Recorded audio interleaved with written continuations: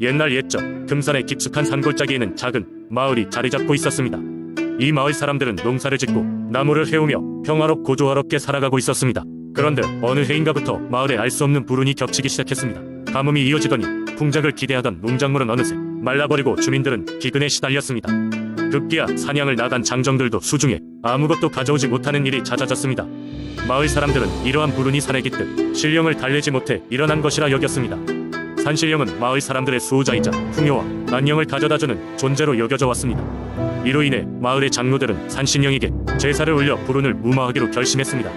그들은 가장 귀한 쌀과 약간의 과일, 정성껏 마련한 고기를 산신령의 사당에 올렸습니다. 하지만 제사가 지내진 후에도 상황은 나아지지 않았습니다. 오히려 마을의 우물 또한 마르기 시작했고, 이는 주민들 사이에 더욱 큰 공포를 불러일으켰습니다.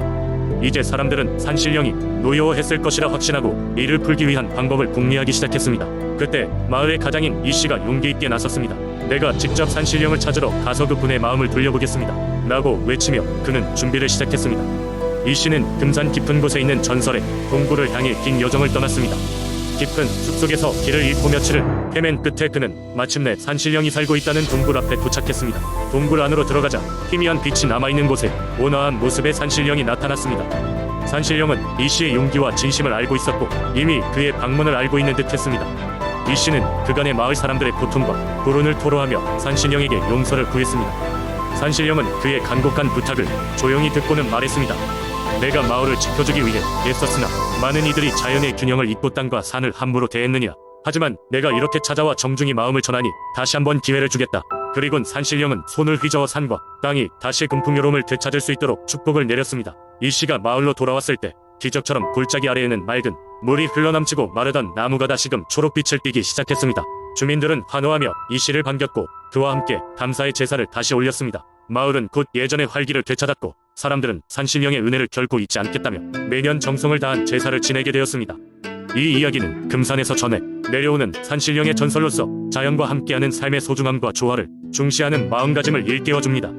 두 번째 이야기, 옛날 옛적 전라북도 익산의 한 마을에는 알바툴 대장군이라는 장수가 살고 있었습니다. 그는 그 용맹함과 정의로움으로 마을 사람들에게 큰 존경을 받았으며 그의 이름은 곳곳에 전설처럼 퍼져 있었습니다. 하지만 그의 마음속에는 해결되지 않은 고민 하나가 있었습니다. 마을 아래 깊은 산속에 옛날부터 내려오는 신비로운 연못이 하나 있었는데 마을 사람들은 그곳에 청룡이 살고 있다고 믿었습니다. 마을의 전설에 따르면 청룡은 매년 한 번 먹이를 찾아 인근 마을을 어지럽혔습니다. 청룡은 태양이 가장 높이 떠오르는 정오의 모습을 드러나며 그 우렁찬 울음소리와 함께 하늘을 날아다니며 도끼를 퍼뜨렸습니다.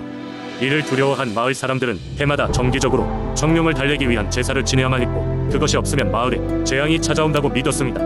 알바툴 대장군은 이런 상황을 그냥 두고 볼 수 없었습니다. 그는 용기를 내어 연못 속에 청룡을 찾아가기로 결심했습니다. 그래서 어느 날 대장군은 혼자서 산을 넘어 연못으로 향했습니다.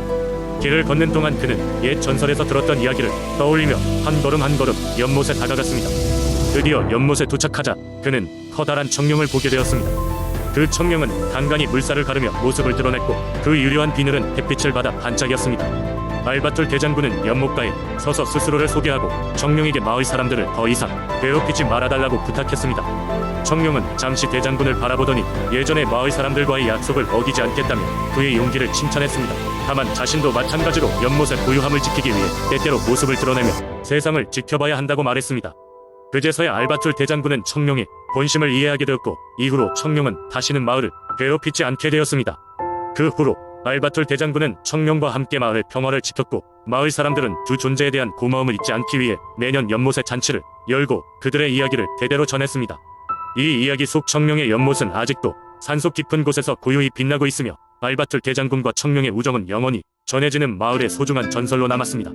세 번째 이야기, 오래전 서산에는 바다와 인접해 있는 한 작은 마을이 있었다. 이 마을은 바람이 항상 강하게 불어와 바람의 마을이라 불렸다. 마을 사람들은 바람을 두려워하지 않고 오히려 존경하며 살았다. 왜냐하면 그들은 바람이 신흥덕 의순결이라고 믿었기 때문이다. 흥덕은 전설 속 기물로 바람을 다스리는 신이었다. 그는 하늘나라의 왕의 막내 아들이었으나 태어날 때부터 인간 세계의 바람을 사랑했다고 한다.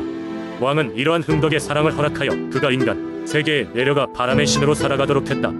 흥덕은 서산에 자리 잡고 마을을 자신의 집으로 삼았다. 그가 처음 도착했을 때 바람은 폭풍 같았지만 그의 손길이 닿자마자 부드럽게 변했다. 마을 사람들은 흥덕의 능력에 경외심을 느꼈고 매년 그에게 감사 인사를 드리며 흥덕제를 열었다. 이 축제는 음악과 춤, 음식이 풍성하게 어우러지는 시간이었으며 마을 사람들은 흥덕이 주는 풍요로움을 축하했다. 그러나 어느 날 돌이킬 수 없는 시련이 마을을 덮쳤다. 바다 건너 거대한 태풍이 몰려왔고 마을 사람들은 두려움에 떨었다. 그들이 믿고 존경하던 흥덕이 그 태풍을 막으러 떠나면서 마을은 적막에 휩싸였다. 며칠 밤낮을 싸우던 흥덕은 마침내 태풍을 물리쳤지만 그 과정에서 많은 힘을 잃고 인간 위형체를 유지할 수 없게 되었다. 그 후 흥덕은 솟한 바람 속에 녹아 들어 마을의 수호자가 되었다. 이제 마을의 바람은 흥덕의 영혼이 깃든 것으로 마을 사람들은 여전히 그의 존재를 느끼며 살아가고 있다. 그들이 바람에 귀 기울일 때마다 흥덕의 속삭임을 들을 수 있다고 믿으며 바람이 불 때면 감사의 기도를 올린다. 시간이 흐르며 서산의 신앙, 체계는 흥덕을 중심으로 발전했다. 그는 단순한 바람의 신이 아니라 마을의 모든 자연 현상을 조화롭게 다스리는 수호신으로 승격되었다. 마을의 연못에서 물이 출렁일 때도 나뭇잎이 사각거리며 춤출 때도 사람들은 흥덕의 숨결을 느끼며 평화와 안정을 기원했다. 지금도 서산을 방문하는 이들은 그 바람 속의 과거의 이야기가 살아있음을 느낄 수 있다. 흥덕의 전설은 단순한 옛 이야기가 아니라 자연과 하나 되어 살아가는 마을 사람들의 소망과 믿음이 담긴 진실로 자리 잡고 있다. 이러한 이야기는 이어져 내려와 서산이 일상과 삶을 풍요롭게 하고 있다. 네 번째 이야기. 옛날 광양의 깊은 산속에는 누구나 한 번쯤 가고 싶어하는 비밀스러운 장소가 있었다. 바로 운수대통 폭포라는 이름을 가진 이 신비로운 폭포는 천년의 역사를 간직하고 있었다. 사람들은 이곳을 찾아 운명을 바꾸고자 하는 간절한 마음을 품었고 그 중에는 성공과 부를 꿈꾸는 이들도 많았다. BR 전설에 따르면 운수대통 폭포는 하늘에서 내려온 신령한 물로 가득 차 있었으며 그 물은 사람들의 운명을 바꾸는 힘을 지니고 있다고 했다. 그러나 이 폭포에 닿는 것은 쉬운 일이 아니었다. 깊고 울창한 숲을 지나 험난한 계곡을 건너야 했으며 폭포 주변은 끊임없는 안개와 강한 바람으로 인해 접근하기가 어려웠다. 때문에 오직 진정한 용기와 신념을 지닌 자만이 그곳에 도달할 수 있었다고 전해진다. BR 옛날 어느 해 광양에는 태평이란 젊은 농부가 살고 있었다.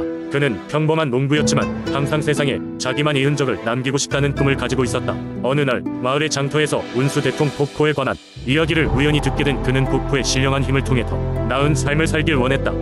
태평은 결심을 굳히고 길을 나섰다. BR 숲으로 들어선 태평은 길을 잃지 않기 위해 작은 돌을 하나씩 놓으며 천천히 앞으로 나아갔다. 숲속은 어두웠고 온갖 짐승들이 우레와 같은 소리를 내며 그를 시험에 빠뜨렸다.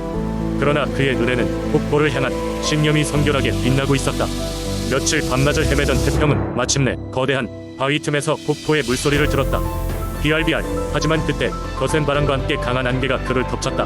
모든 것이 보이지 않게 되어 길을 찾기가 어려워졌다. 태평은 본능적으로 발걸음을 멈추고 무릎을 꿇었다. 그리고 하늘을 향해 자신의 꿈과 소망을 조용히 기도하기 시작했다. 안개 속에서 길을 잃었지만 그는 포기하지 않았다. 태평의 진심은 바로 그 순간 폭포의 신에게 전해졌다.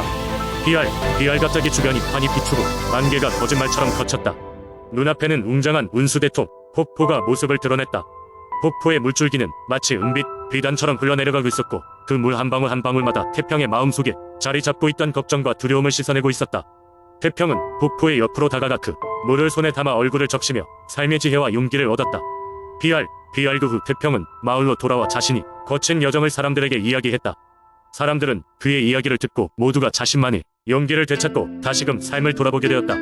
광양의 사람들은 그 후로도 운명과 신념에 대해 많은 이야기를 나누었고 태평은 폭포의 전설로부터 얻은 지혜로 가득 찬 나날을 보냈다. BR 오늘날 누군가가 새로운 삶의 전환점을 맞이하고자 할 때 사람들은 흔히 태평의 용기와 운수대통 폭포의 전설을 떠올리며 위안을 삼곤 한다. 그리고 이 전설은 광양의 많은 사람들의 마음속에 영원히 기억되고 있다.